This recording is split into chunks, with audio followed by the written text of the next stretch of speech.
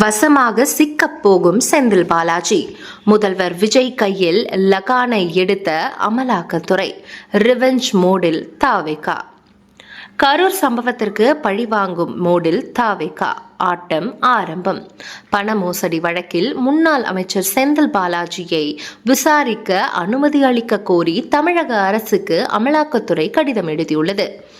கடந்த 2011 முதல் 2016 வரையிலான அதிமுக ஆட்சியில் போக்குவரத்து துறை அமைச்சராக இருந்த செந்தில் பாலாஜி போக்குவரத்து துறையில் வேலை வாங்கி தருவதாக கூறி பலரிடம் பணம் பெற்று மோசடியில் ஈடுபட்டதாக குற்றம் சாட்டப்பட்டது.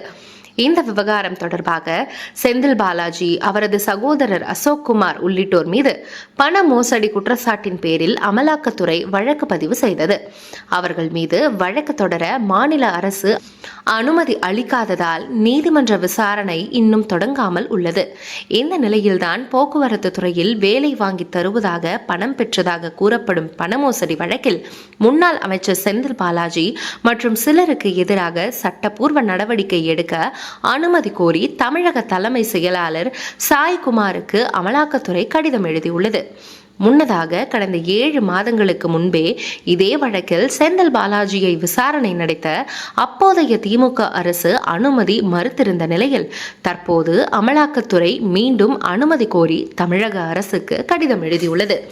கடந்த 15ஆம் தேதி அமலாக்கத்துறை அனுப்பியுள்ள 3 பக்கங்கள் கொண்ட கடிதத்தில் கடந்த ஆண்டு அப்போதைய ஆளுநருக்கு அமலாக்கத்துறை சார்பில் அனுமதி கோரி கடிதம் அனுப்பப்பட்டது.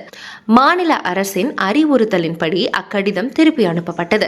அக்டோபர் 2025 அப்போதைய தலைமை செயலாளர் ஆளுநருக்கு எழுதிய கடிதத்தில் அரசு ஊழியரை விசாரிக்க மாநில அரசே தகுதியான அதிகாரம் கொண்டது. எனவே அமலாக்கத்துறை ஆளுநரை அணுகுவதற்கு பதிலாக நேரடியாக தலைமை செயலாளருக்கு தான் கடிதம் எழுதியிருக்க வேண்டும் என குறிப்பிட்டிருந்தார். அதன்படி தற்போது அமலாக்கத்துறை தகுந்த ஆதாரங்கள், ரகசிய விசாரணை குறிப்புகளுடன் தலைமை செயலாளருக்கு புதிய கடிதத்தை அனுப்பியுள்ளது. தற்போது ஆட்சி மாற்றம் ஏற்பட்டு தாவேகா தலைவர் விஜய் தலைமையிலான ஆட்சி தமிழகத்தில் நடைபெறுகிறது. இதனால் அவர் என்ன முடிவு எடுக்க போகிறார் என்பதை பொறுத்தே இந்த பண மோசடி வழக்கின் போக்கு செல்லும் என அமலாக்கத்துறை அதிகாரிகள் தரப்பில் தெரிவிக்கப்பட்டுள்ளது. இந்த பண மோசடி வழக்கில் 2023ஆம் ஆண்டு ஜூன் 14ஆம் தேதி செந்தில் பாலாஜி அமலாக்கத்துறை அதிகாரிகளால் கைது செய்யப்பட்டார். பின்னர் 471 நாள் சிறைவாசத்திற்கு பிறகு செப்டம்பர் 2024 உச்சநீதிமன்றம் அவருக்கு நிபந்தனை ஜாமீன் வழங்கியது. இதனைத் தொடர்ந்து அமலாக்கத்துறை சென்னை சிறப்பு நீதிமன்றத்தில் குற்றப்பத்திரிகையை தாக்கல் செய்திருந்தாலும் குற்றம் நடந்ததாக கூறப்படும் காலகட்டத்தில் அவர் அமைச்சராக இருந்ததால் மாநில அரசின் விசாரணை அனுமதி இன்னும் கிடைக்கப்பெறவில்லை. இதனால் நீதிமன்ற விசாரணை இன்னும் தொடங்கப்படாமல் நிலுவையில் உள்ளது. தற்பொழுது விஜய் எடுக்கும் முடிவில்தான் அமலாக்கத்துறை அடுத்த கட்ட நடவடிக்கையில் இறங்கும்.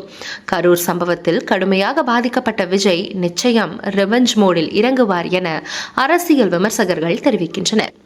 விஜயின் முடிவு என்னவாக இருக்கும், செந்தில் பாலாஜியின் போக்கு எப்படியாக இருக்கும் என்பது குறித்து உங்களது கருத்துக்களை கமெண்டில் சொல்லுங்க. இது போன்ற இன்ட்ரெஸ்டிங்கான விஷயங்களை தொடர்ந்து பார்க்க ஸ்கிரீன் டிஎன் சேனலை ஃபாலோ பண்ணுங்க.